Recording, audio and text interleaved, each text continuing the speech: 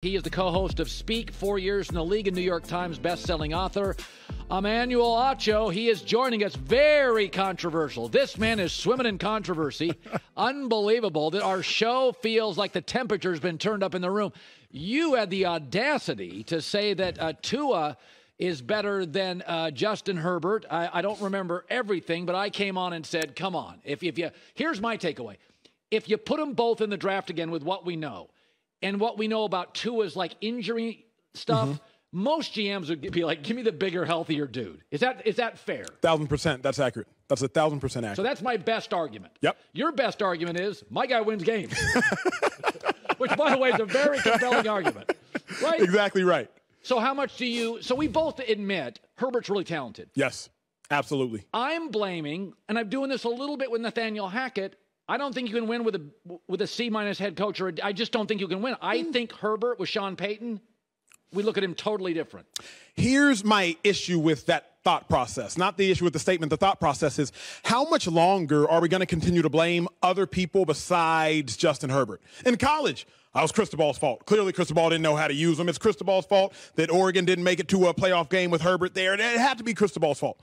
Then you get to the NFL. We first year had to change his head coach. Then you have Brandon Staley. Brandon Staley, at least at the time, his first year last year, everybody thought he was one of the wisest head coaches in the game. Yeah. He was young, coached the #1 defense for the Los Angeles Rams. He was gutsy, if you will, going for it on fourth down. But now it's Staley's fault. It's everybody's fault except Justin Herbert. And that, to me, Colin, is the most fascinating thing. Herbert's incredibly talented. Yeah. And on a sheet of paper, I would draft Herbert probably second to only Josh Allen. But football isn't played on paper. Football is played against opposing defenses. Yeah. No, I mean, there are the knock on him out of college was he was kind of mechanical, which we know Allen, Burrow, Lamar, Kyle, a lot of the great guys aren't mechanical. Yep. We don't doubt his size and his arm. Dude's got a huge arm. But I do think the argument is, and I say this all the time about Daniel Jones or any quarterback, when you start talking about play calling, you got the wrong guy. Nobody talks play calling with Joe Burrow, ever. They don't talk it with Mahomes. We've never talked play calling with Brady. And with Herbert, I find myself, and I think he's great, kind of banging on the coach, the lack of creativity. And then I go back to the mechanical stuff in college, and I think, am I missing something? Do I have a hole on this? So I think the argument's interesting. I tend to go back to, with what we know today, if you were a GM, who would you draft? I would obviously draft. If I were GM, I would be hard-pressed to not be blinded by the measurables. Of course. But don't you think, Colin, and you know enough GMs personally, you talk about it, you've had so many intelligent conversations with GMs, that they miss so often because they look at the measurables. Sure. Here's my greatest counter to your argument is this. If you were to draft based off measurables right now, you still wouldn't draft Tom Brady early. If you were to draft based off measurables right now, you still wouldn't draft Joe Burrow early. But to me, Tom Brady, the greatest winner in the history of the NFL, and I believe Joe Burrow will likely be one of the greatest winners of this generation. So if we were to be blinded by measurables, then we would continue to make the mistakes we've so often made in the history of the NFL because we do what's most lazy and we just say, I want the biggest, tallest, fastest guy with the strongest arm. But history shows us that's not actually the most important. Yeah. Peyton Manning's one of the very rare all-time. #1 high school, #1 college, #1 pick grade. I mean, it's almost always overlooked. Yep. Big Ben, Brady. I mean, it really is. And I think I talked to Trent Dilfer about this once. He said, it's hard to be a quarterback. He goes, practice is hard. You've got to have a total chip on your shoulder. He goes, if you've been babied or coddled, and he would say, why doesn't Ohio State and USC have all the great quarterbacks? Because they never get hit in college. He's like, you're getting hit in practice in the NFL. You'll take your pads off on a Wednesday and you got scratch marks. He's like, it's hard. You're always throwing in a muddy pocket. So there are two college questions I want to ask you about, and I think they're fascinating. So when primetime first got named, my initial reaction was, this is an agnostic, cannabis-centric hippie town. What a weird, bad fit. And then I just, I sat there to watch, and all of a sudden I'm like, wait a time out. This is a program that has no star power and no money. He's both. He'll bring NIL, he'll bring star power, and I thought, no, he's actually a fascinating pick. So I talked myself out of I mean, he is very much a man of God, and this is like agnostic, pot smoking, it's left-wing politics. And I'm like, this is an odd fit. I kind of think it's spectacular out of the box thinking, or am I wrong on that? I don't think you're wrong. I don't think you're right. I think it's irrelevant. Meaning, people always ask Colin, hey man, Acho, what's the best workout for me? The best workout is the workout you'll do. Mm-hmm. What's the best job offer for Deion? The best job offer is the one that he has. Right. If Auburn wanted him, they would have offered. If Nebraska wanted him, they would have offered. If Wisconsin wanted him, they would have offered. They didn't. Colorado offered. So the best fit is the only option. Like, it's the only shoe that Deion can wear is the one that fits. Yeah. Will it work? Deion is a galvanizer. There are some people that are thermostats. There are some people that are thermometers. What do I mean? A thermometer, it simply reads the temperature in the room. Yeah. A thermostat, it changes the temperature in the room. Yeah. Deion Sanders is a thermostat. Yeah. He is going to change the temperature in the room. You saw him in that opening presser in Colorado. Well, I mean, you can see the transfer portal. There's already multiple rumors of, if you were a young corner in L.A., you would at least go visit. You wouldn't have visited Colorado in 100 years. I'd go on the trip now. You have to. People have to remember, college kids make college decisions for very low thought process ideas. I wanted to go to Auburn because of their jerseys. They were Under Armour. Auburn was the one Under Armour school back in 2007, I believe. Do you remember the great UNLV basketball teams? Mm-hmm.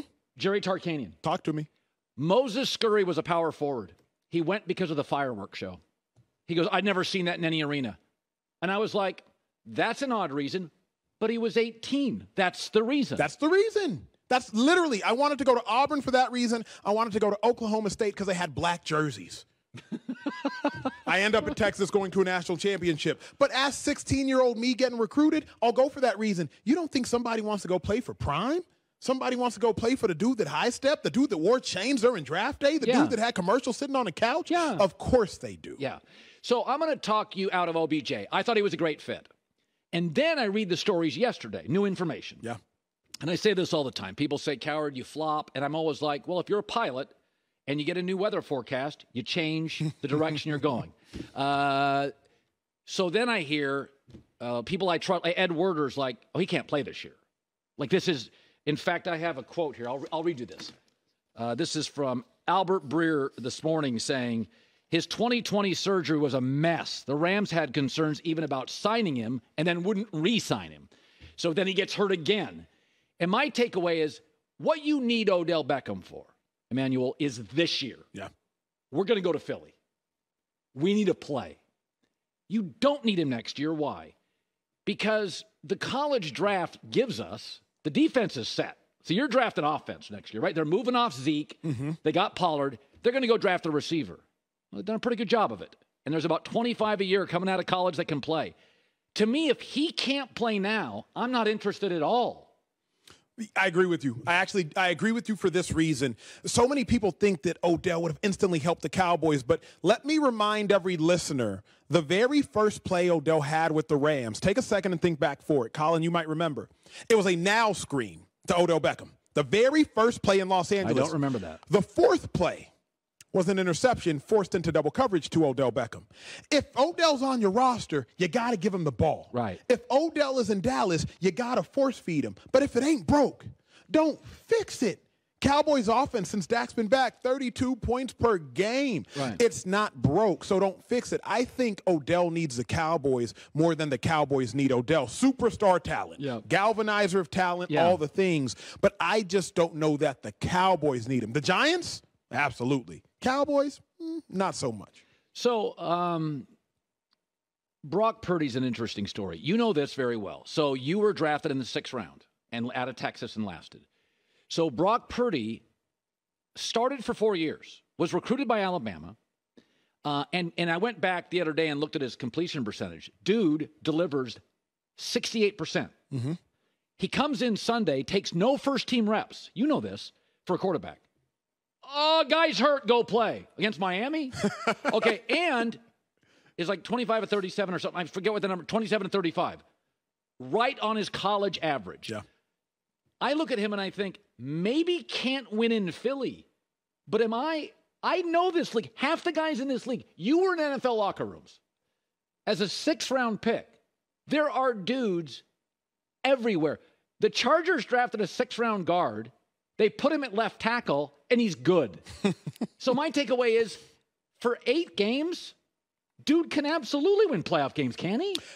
I think he can because of what he'll be asked to do. Now, here's what people don't realize in football. Typically, there's a 4-game film cycle, meaning I need 4 weeks of film on you to actually know what it is that you do. Okay. It's not coincidence that a quarterback can come in instantly and strike fire, because opponents have no film on you. We don't know your tendencies. Russell Wilson, if he's in the pocket, if you're blitzing him, he spins high every time. That's a tendency. That's right. Justin Herbert, if you're blitzing him, if he's in the pocket, he's not spinning. He's probably stepping up, leaning left. That's a tendency. You don't know Brock Purdy's tendencies. So he can get away with something very quickly for a game, for 2 games, for 3 games.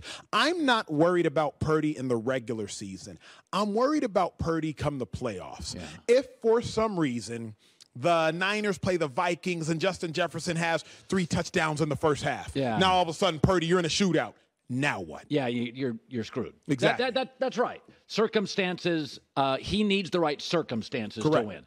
All right. Finally, he's the co-host of Speak, Emmanuel Acho, New York Times bestselling author, Joy Taylor, Shady McCoy. I'm all over the map. I love Sark because he does so many things well. But I think I bailed on him earlier this year, or later in the year. I said, you got to start winning these 1-score games. Like Washington, Texas. It just feel like he can recruit. He can talk. It's a little loose. I always feel his teams are a little loose. They lose these 1-score games. By the way, Lincoln Riley, for all the issues this year, take out the Utah close game. They were very good situationally. Yeah. They had limitations, but God, they were good on 3rd down. God, in the red zone, they were fantastic. What do Texas people think about Sark? He's 8-4, 5-7, 8-4. What do they think about him? We are pleased for now. One of the most brilliant things I think you say on the airwaves is, if you're hired as a head coach, you must instantly do well what you do well. You talk about this in regards to Lincoln Riley. Offense, it was fine. Got to solve that side of the ball. Solve it instantly. You talked about it in regards to Brent Venables at Oklahoma. Defense, Brent Venables, you're a defensive coach. Why does the defense look no good? Sark, you are an offensive mind. Colin, at the point in which everything is on the line for Texas, TCU, 3 weeks ago in Austin, Big 12 championship aspirations are on the line for this game. The defense held TCU to 17 points. The defense scored a touchdown themselves, so a net 10 points. You can get 10 points out of your offense? You got maybe the 3rd greatest running back in Texas football history behind Ricky Williams, behind Earl Campbell. Yeah. Right? Maybe up there with Cedric Benson. You got one of the best tight ends in the conference, one of the best receivers in the conference, a number 1 overall pick at quarterback, and you couldn't muster up 10 points. That is why I can't yet scream Sark's praises. I will speak Sark's praises, but I can't yell him with a megaphone. Yeah, I mean, I grew up in Seattle, so I'm a Husky fan. I grew up near Seattle. So I always thought he could recruit, he could sell. My knock on him was the teams always felt a little loose. Yep. Lincoln's teams feel really tight. Like Shanahan's team. In fact, I would argue with Shanahan, the thing that drives me crazy, he's sometimes completely beholden to his script. Mm-hmm. Like in the second half, it's like, let Jimmy throw a deep ball. Like, let it rip. Kyle is so buttoned up, so he's just glued to the script. And with Sark, I feel he's a little riverboat gambler. He's kind of making it up as he goes. I think Sark is phenomenal when it comes to those scripting plays. Those first 15, Sark is great. He goes crazy. He's go ask Nick Saban. He is great at that. But then there are some decisions when it's like, Sark, did you forget you had one of the greatest running backs in college football? Like, just get it to him. Now, I do believe if you go 5-7, you go 8-4, next year you got to win 10. That's what it comes down to. Texas, anything less than a 10-win season, it's a disappointment. Coming from someone who was at Texas during a streak of 12 10-win seasons, it was a disappointment. I think they're capable of it. Now I got to go do it. Highly controversial. The show is called Speak. You should watch him. Tua and Herbert. He's either going to be in a great mood Sunday night or come limping into the building, wobbling into the building. I can't wait. Hopefully I'm waddling into the building. Shout out to Jalen. Good seeing you, man. My man. Hi, everybody. Thanks for watching. Subscribe here to get the latest from the show. Also, be sure to check out more of the best clips from The Herd or go watch a few segments from other shows on FS1.